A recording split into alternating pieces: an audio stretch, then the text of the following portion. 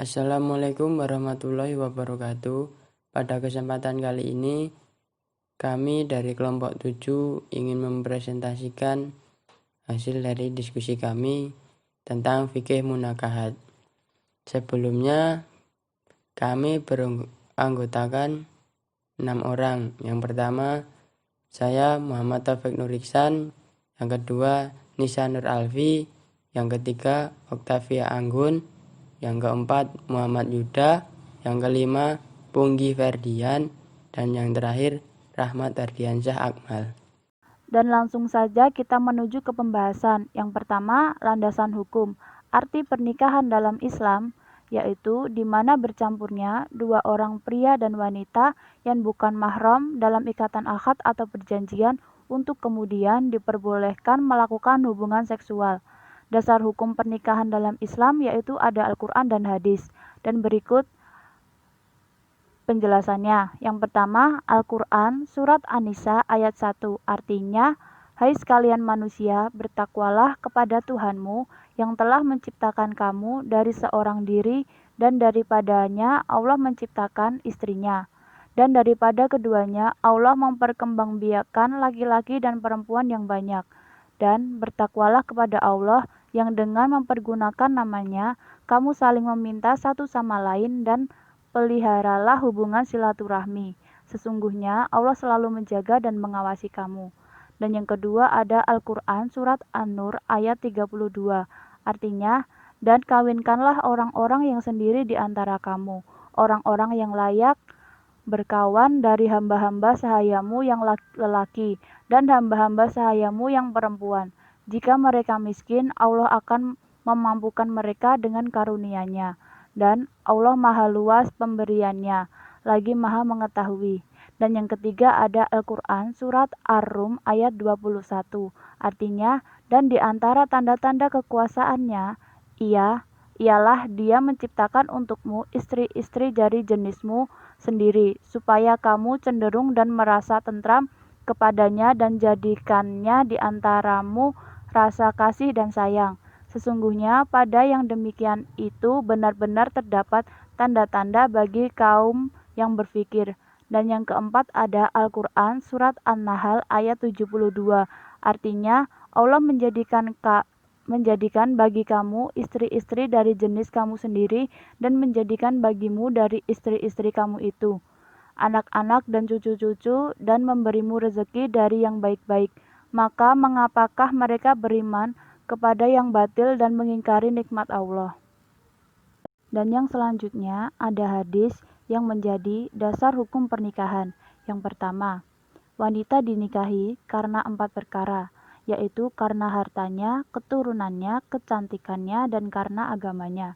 Maka dapatkanlah wanita yang taat beragama, niscaya kamu akan beruntung. Hadis riwayat Bukhari dan Muslim. Dan yang kedua, tetapi aku sholat, tidur, berpuasa, berbuka, dan mengawini perempuan. Barang siapa membenci sunahku, ia tidak akan termasuk umatku. Hadis riwayat Bukhari dan Muslim. Dan yang ketiga, jika seseorang menikah, maka ia telah menyempurnakan separuh agamanya. Karenanya bertakwalah kepada Allah pada separuh lainnya. Hadis riwayat Baihaqi. Dan yang selanjutnya ada tujuan menikah. Ada 5 tujuan menikah dalam Islam. Yang pertama, untuk memenuhi tuntutan naluri manusia yang asasi. Karena perkawinan adalah fitrah manusia, maka jalan yang sah untuk memenuhi kebutuhan ini yaitu dengan cara akad nikah atau melalui jenjang perkawinan, bukan dengan cara yang amat kotor seperti yang dilakukan orang-orang sekarang ini, yaitu dengan cara kumpul kebo, melacur, berzina, lesbi, dan homo, dan lain sebagainya yang telah menyimpang dan diharamkan oleh Islam. Dan yang selanjutnya, untuk membentengi akhlak yang luhur. Sasaran utama dari disyariatkannya perkawinan dalam Islam diantaranya ialah untuk membentengi martabat manusia dari perbuatan kotor dan keji yang telah menurunkan dan meninabobokan martabat manusia yang luhur. Islam memandang perkawinan dan pembentukan keluarga sebagai sarana efektif untuk memelihara pemuda dan pemudi dari kerusakan. Dan yang selanjutnya, untuk menegakkan rumah tangga yang islami. Dalam Al-Quran disebutkan bahwa Islam membenarkan adanya talak atau perceraian jika suami istri sudah tidak sanggup lagi menegakkan batas-batas Allah. Jadi tujuan yang luhur dari pernikahan adalah agar suami istri melaksanakan syariat Islam dalam rumah tangganya. Hukum ditegakkannya rumah tangga berdasarkan syariat Islam adalah wajib. Selanjutnya, untuk meningkatkan ibadah kepada Allah. Menurut konsep Islam, Islam sepenuhnya untuk beribadah kepada Allah dan berbuat baik kepada sesama manusia. Dari sudut pandang ini, rumah tangga adalah salah satu lahan subur bagi peribadatan dan amal saleh di samping ibadat dan amal-amal saleh yang lain. Sampai-sampai menyetubuhi istri pun termasuk ibadah atau sedekah. Dan yang terakhir, untuk mencari keturunan yang saleh. Tujuan pernikahan diantaranya ialah untuk melestarikan dan mengembangkan Bani Adam. Dan yang terpenting lagi dalam perkawinan bukan hanya sekedar memperoleh anak, tetapi berusaha mencari dan membentuk generasi yang berkualitas, yaitu mencari anak yang saleh dan bertakwa kepada Allah. Tentunya keturunan yang saleh tidak akan diperoleh melainkan dengan pendidikan Islam yang benar. Adapun hikmah yang kedua, adapun hikmah yang lain dalam pernikahannya itu yaitu mampu menjaga kelangsungan hidup manusia dengan jalan perkembangan biak dan keturunan. Yang B, mampu menjaga suami istri terjerumus dalam perbuatan nista dan mampu mengekang syahwat serta menahan pandangan dari sesuatu yang diharamkan. Yang C, mampu menenangkan dan menenteramkan jiwa dengan cara duduk-duduk dan bercengkrama dengan pasangannya. Yang D, mampu membuat wanita melaksanakan tugasnya sesuai dengan tabiat kewanitaan yang diciptakan. C, ragam hukum. Yang pertama, ada dasar hukum pernikahan. Sebagaimana ibadah lainnya, pernikahan memiliki dasar hukum yang menjadikannya disarankan untuk dilakukan oleh umat Islam.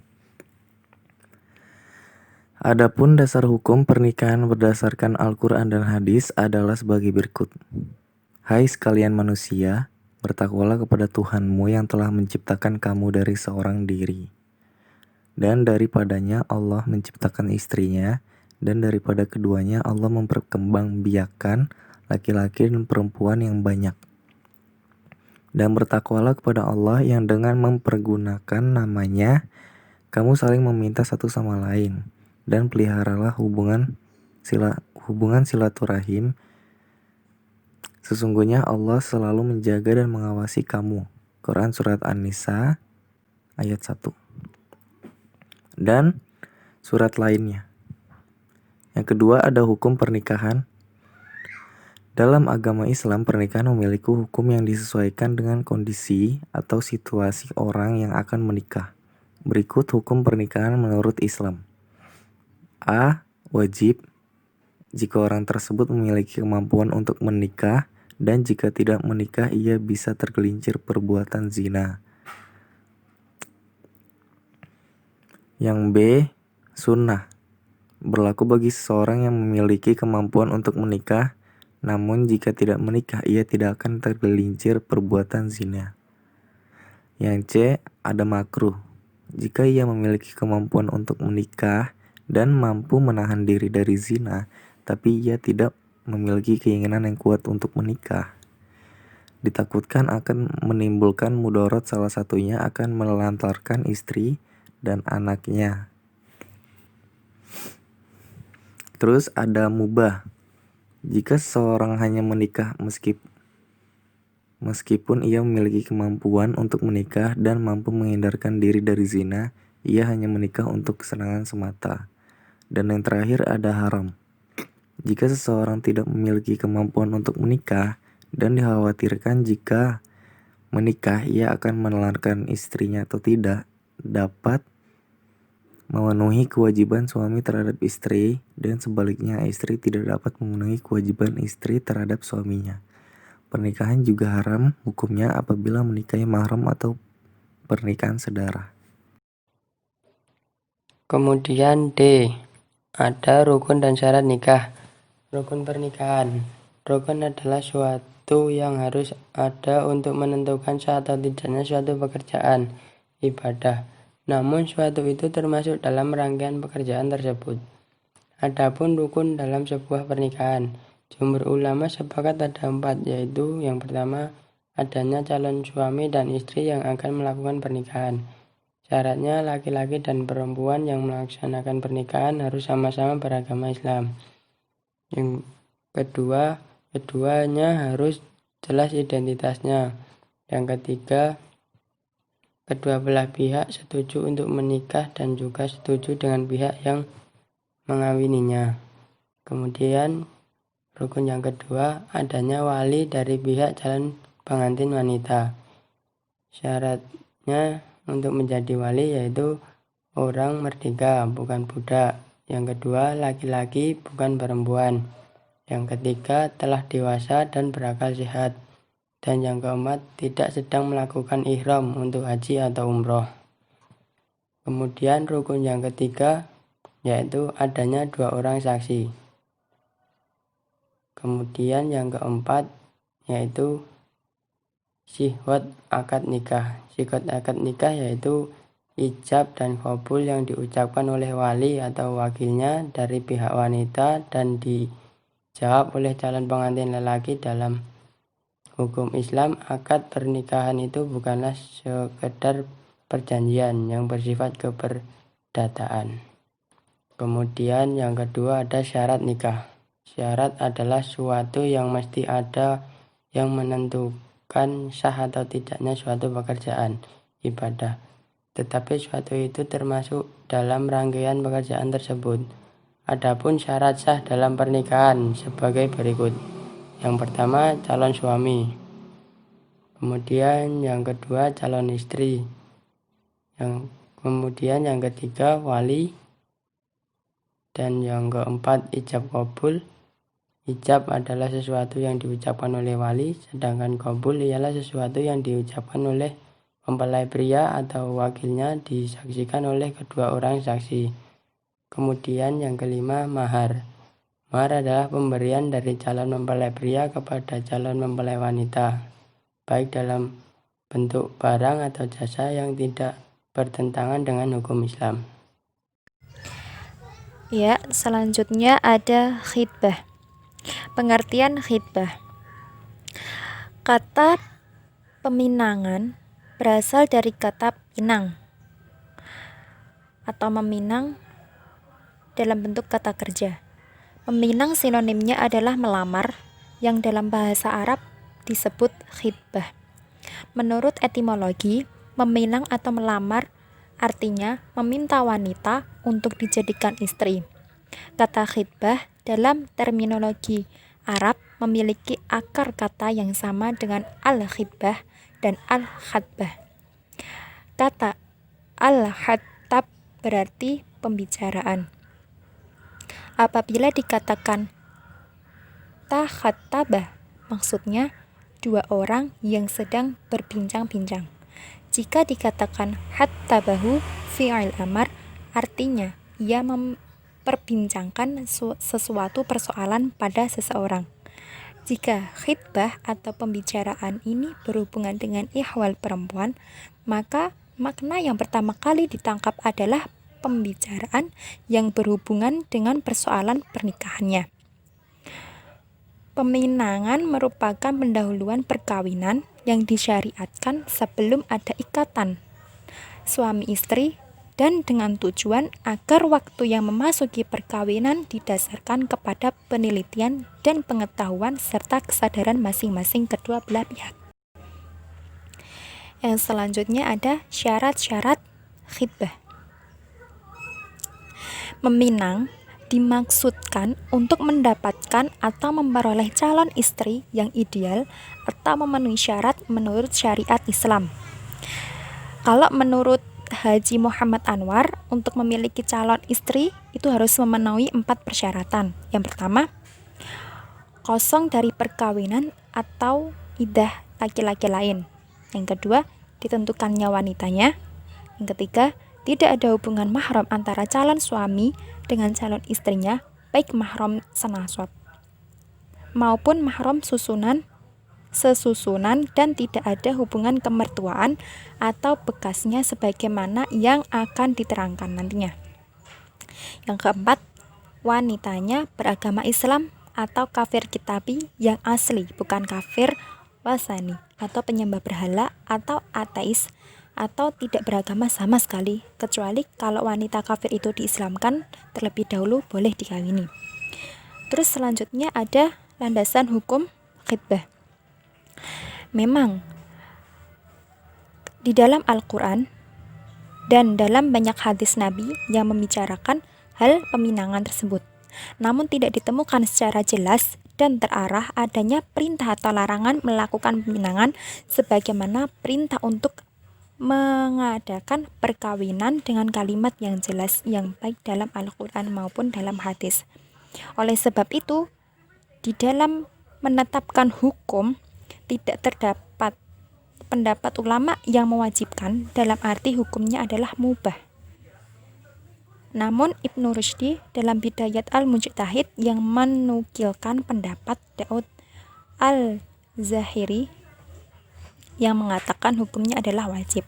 Sebagaimana ulama berpendapat bahwa peminang boleh memilih wanita yang akan dinikahi itu pada bagian-bagian yang dapat menarik perhatian kepada pernikahan yang akan datang untuk mengekalkan adanya suatu perkawinan kelak tanpa menimbulkan adanya suatu keraguan-keraguan atau merasa tertipu setelah terjadi akad nikah. Yang selanjutnya ada hikmah khitbah. Sebagaimana sebuah tuntutan, peminangan memiliki banyak hikmah yang keutamaan. Peminangan bukan sekedar peristiwa sosial, juga bukan semata-mata peristiwa ritual. Ia memiliki sejumlah keutamaan yang membuat pernikahan yang akan dilakukan menjadi lebih barokah. Adapun antara lain hikmah yang terkandung dalam khitbah antara lain: 1. Memudahkan jalan perkenalan antara peminang dan yang dipinang beserta kedua belah pihak. Yang kedua, menguatkan tekad untuk melaksanakan pernikahan. Yang ketiga, menumbuhkan ketentraman jiwa dengan peminangan, apalagi telah ada jawaban penerimaan, akan menimbulkan perasaan kepastian pada kedua belah pihak. Yang keempat, menjaga kesucian diri menjelang pernikahan dengan adanya pinangan masing-masing pihak akan lebih menjaga kesucian diri. Yang terakhir, melengkapi persiapan diri pinangan juga mengandung hikmah bahwa kedua belah pihak dituntut untuk melengkapi persiapan diri guna menuju pernikahan. F. Mahram nikah. Pengertian mahram. Mahram atau yang biasa disebut dengan istilah muhrim di Indonesia berasal dari kata haroma yang artinya mencegah, bentuk masdar dari kata haroma yang artinya yang diharamkan atau dilarang. Dengan demikian, maka mahram secara istilah adalah orang yang haram, dilarang atau dicegah untuk dinikahi. Kedua, macam-macam mahram. Mahram nikah dalam fikih dibagi menjadi dua, yaitu mahram mu'abbad dan mahram ghairu mu'abbad. Yang mahram mu'abbad adalah orang-orang yang haram melakukan pernikahan untuk selamanya. Ada 3 kelompok mahram mu'abbad menurut fikih, yaitu karena ada hubungan nasab atau kekerabatan, adanya hubungan pernikahan, dan hubungan persusuan. Yang kedua, mahram ghairu mu'abbad. Mahram ghairu mu'abbad adalah orang-orang yang haram melakukan pernikahan untuk sementara dikarenakan hal tertentu. Bila hal tersebut sudah tidak ada, maka larangan itu tidak berlaku lagi. Beberapa sebab yang menimbulkan hubungan mahram ghairu mu'abbad antara lain adalah: pertama adalah larangan menikahi 2 orang saudara dalam satu masa. Yang kedua, larangan poligami di luar batas. Yang ketiga, larangan karena adanya ikatan perkawinan. Yang keempat, larangan karena sedang dalam masa iddah. Yang kelima, larangan karena talak 3. Yang keenam, larangan menikahi pezina. Dan yang terakhir, larangan karena beda agama. Sekian dari kelompok kami. Bila ada salah-salah kata, mohon maaf. Terima kasih. Wassalamualaikum warahmatullahi wabarakatuh.